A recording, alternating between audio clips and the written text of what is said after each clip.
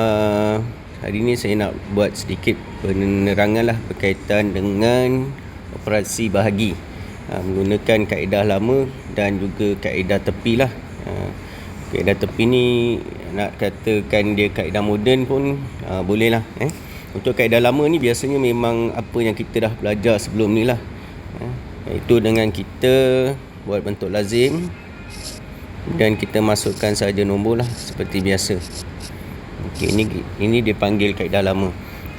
Manakala untuk kaedah tepi ni dia buat dalam bentuk kotak, supaya dia nampak lebih jelas lah. Bila ada 354, maksudnya ada 3 digit, maka kita kena sediakan 3 kotak lah. Okey, kena sediakan 3 kotak.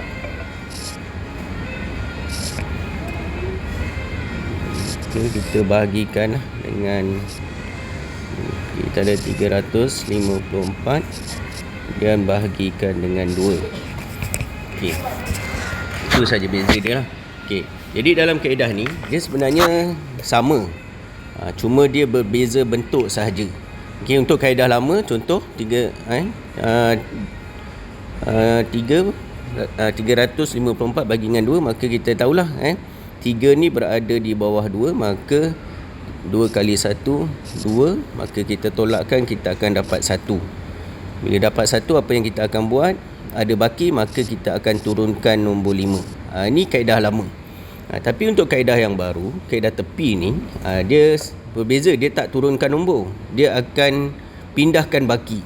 Iaitu contoh 2 kali 1 tetap 2 kali 1 2, kemudian dia tolakkan, ada baki 1. Maka 1 ini satu yang baki ni dia akan naikkan ke atas.